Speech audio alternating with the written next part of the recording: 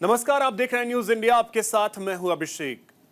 IMF ने साल 2025 और 2026 में दुनिया भर के देशों की विकास दर को लेकर अपना पूर्वानुमान जारी किया है। इसमें भारत की विकास दर को स्थिर दिखाया गया है।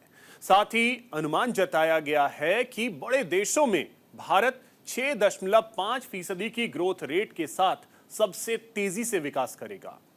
यानी WEO रिपोर्ट में भारत की विकास दर भले ही स्थिर हो, लेकिन उसका यह मतलब बिल्कुल नहीं है कि भारत पिछड़ रहा है। यह रिपोर्ट देखिए।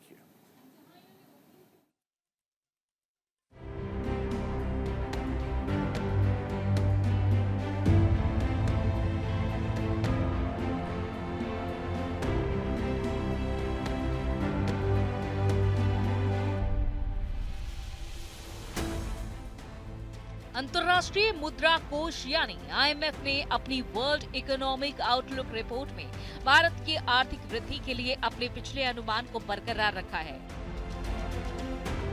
IMF ने अपनी रिपोर्ट में अनुमान जताया है कि वित्त वर्ष 2026 और 2027 में भारत की वृद्धि दर 6.5% रहेगी, जो उसकी क्षमता के अनुरूप ही है। इसका मतलब है कि भारत जिस क्षमता से दुनिया में आगे निकलने की कोशिश कर रहा है वो सही है। IMF 6.5% की विकास दर का जो अनुमान जताया है उसके पीछे भारत की ग्रोथ को आधार बनाया है। यानी कि भारत 2047 तक विकसित भारत का जो भी सपना देख रहा है वो अपने दम पर देख रहा है।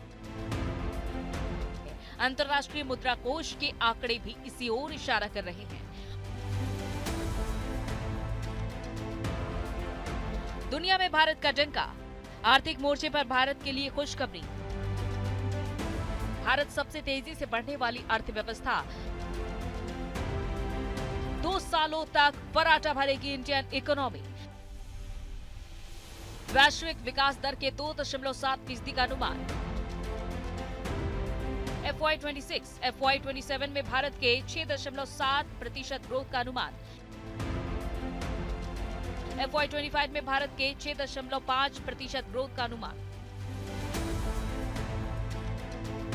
IMF ने अपनी वर्ल्ड इकोनॉमिक आउटलुक यानी WEO रिपोर्ट में कहा है कि भारत की अर्थव्यवस्था 2025 और 2026 में 6.5% आर्थिक विकास की दर से बढ़ने की उम्मीद है।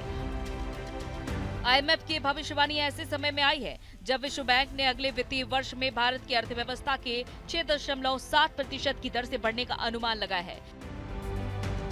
विश्व बैंक ने भी भारत की सेवा क्षेत्र में वृद्धि जारी रहने और सरकार द्वारा विनिर्माण क्षेत्र को बढ़ावा देने के प्रयास से आर्थिक विकास को मजबूती देंगे। इसके आधार पर वर्ल्ड बैंक ने अगले 2 वित्तीय वर्षों में भारत की विकास दर 6.7% रहने का अनुमान जताया है।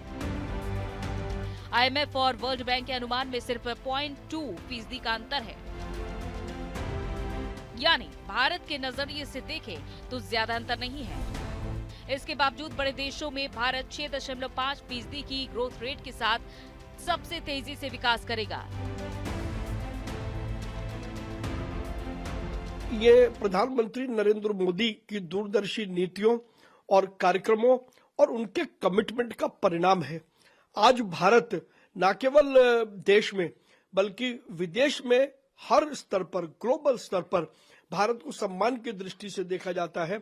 अभी QS इंडेक्स में भारत को दूसरी रैंकिंग मिली है। ये बहुत बड़ी बात है और उसके लिए प्रधानमंत्री नरेंद्र मोदी जी का नेतृत्व, उनकी सूझबूझ और भारत को आगे ले जाने की उनकी क्षमता इस बात को बताती है कि भारत की संभावनाएं बहुत हैं ग्लोबल स्तर पर। अपस्टॉक्स की माने तो भारत में इंडस्ट्रियल एक्टिविटी में उम्मीद से ज्यादा गिरावट देखी गई है। इस वजह से 2023 के मुकाबले ग्रोथ रेट भी उम्मीद से ज्यादा धीमी रही। 2023 में भारत की ग्रोथ रेट 8.2% तक रही, जो 2024 में घटकर 6.5% रह गई और इसके 2025 और 2026 में भी इतना ही रहने का अनुमान है।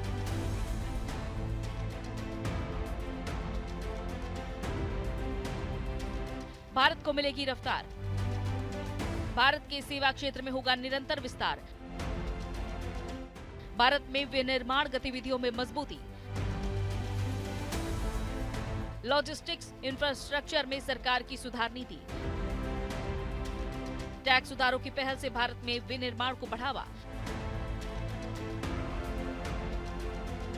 इससे पहले credit rating agency S&P global ने वित्त वर्ष 2026 के लिए भारत की विकास दर के अनुमान को 6.9% से घटाकर 6.7% तक कर दिया था। वहीं उद्योग संगठन फिक्की ने अपने अनुमान में वित्त वर्ष 2026 में भारतीय अर्थव्यवस्था की वृद्धि दर 6.5 से 6.9% रहने का अनुमान जताया है। फिक्की की माने तो मुद्रास्फीति दबाव के कम होने, पूंजीगत व्यय पर लगातार जोर और उपभोक्ता खर्च में सुधार होने से आर्थिक वृद्धि को रफ्तार मिलेगी। इस बीच राष्ट्रीय सांख्यिकी कार्यालय यानी NSO के पहले अग्रिम अनुमान में कहा गया है कि वित्त वर्ष 2025 के लिए वृद्धि दर घटकर 6.4% रह जाएगी, जो पिछले 4 साल का निचला स्तर है। ये आंकड़ा चालू वित्त वर्ष के लिए वित्त मंत्रालय के 6.5% वृद्धि दर के अनुमान से भी कम है। हमारी इकॉनमी इतनी छोटी है, पॉपुलेशन इतना बड़ा है, हम 10% के स्पीड से भी 50 साल तक चलें तब भी हम 26 ट्रिलियन के इकॉनमी नहीं हो पाएंगे। आज तो 4 ट्रिलियन तक की इकॉनमी नहीं, तो उनसे तुलना नहीं करना चाहिए। वहाँ पर कैपिटा इनकम से तुलना करना चाहिए। अमेरिका का पर कैपिटा इनकम 25 गुना ज़्यादा बड़ा है, 5 गुना ज़्यादा चाइना का बड़ा है, उसको देखना चाहिए। और दूसरी बात है कि IMF उसी के आधार पर असेसमेंट करता है जो आप डाटा देते हैं। यहाँ डाटा फर्जी दिया जा रहा है और GDP बिल्कुल ख़त्म है इस देश में। अरे भाई, पूरे दुनिया का मैन्युफैक्चरिंग करीब 2.5% है भारत का, और चाइना का लगभग 30-35% है। तो कहाँ हैं हम? बिना मैन्युफैक्चरिंग के आप कहाँ जॉब क्रिएट कर पाएंगे, कहाँ एक्सपोर्ट कर पाएंगे, कहाँ? तो ये तो सब फर्जीगिरी चल रही। चाहे IMF वगैरह का भी हमें विश्वास नहीं है।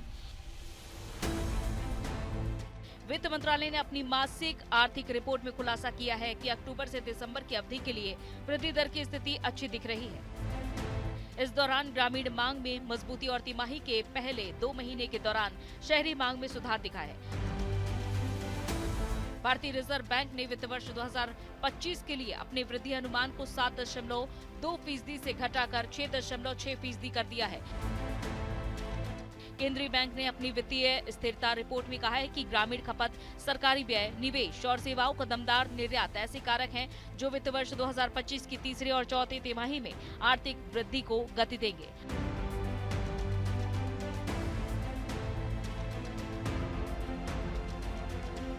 देखिए, ये तो बहुत ही ये मोदी जी के कुशल नेतृत्व का नतीजा है और उनके आर्थिक प्रबंधन का नतीजा है कि आज जिस तरीके से देश का तेजी के साथ औद्योगिकरण हो रहा है, नए नए उद्योग स्थापित हो रहे हैं, तमाम बड़ी बड़ी कंपनियां देश में रुचि ले रही हैं, और उसी के चलते कि आज हमारा GDP दुनिया में सबसे नंबर 1 पर रहने वाला है। और इसके लिए मैं समझता हूं कि देश के तमाम उद्यमियों को और देश की सरकार को बधाई देनी चाहिए कि इन विपरीत स्थितियों में भारत का ग्रोथ रेट दुनिया में सबसे तेज बढ़ने वाली अर्थव्यवस्थाओं में एक होने जा रहा है। और इतना ही नहीं कि अगर हमारा जो लक्ष्य है कि 2047 तक विकसित भारत बनाना है, तो हमें इस ग्रोथ रेट को और बढ़ाने का काम करना होगा। और इस दिशा में भारतीय जनता पार्टी की सरकार और मोदी जी का कुशल नेतृत्व तेजी के साथ काम कर रहा है। और आप देखेंगे इस बजट सत्र के बाद बहुत सारे ऐसे निर्णय होंगे जिससे कि हमारा ग्रोथ रेट बढ़ने में और सहयोग होगा।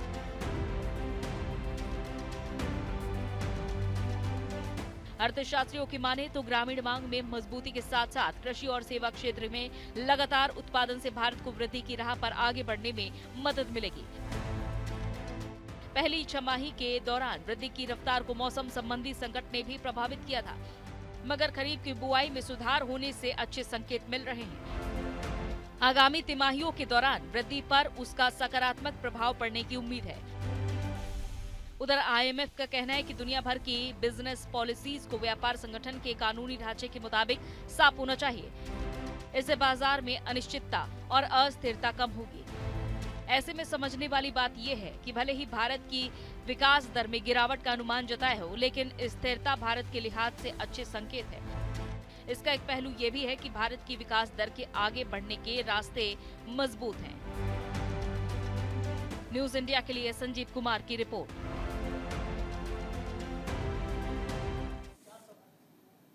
यहां रुकेंगे एक छोटे से ब्रेक के लिए।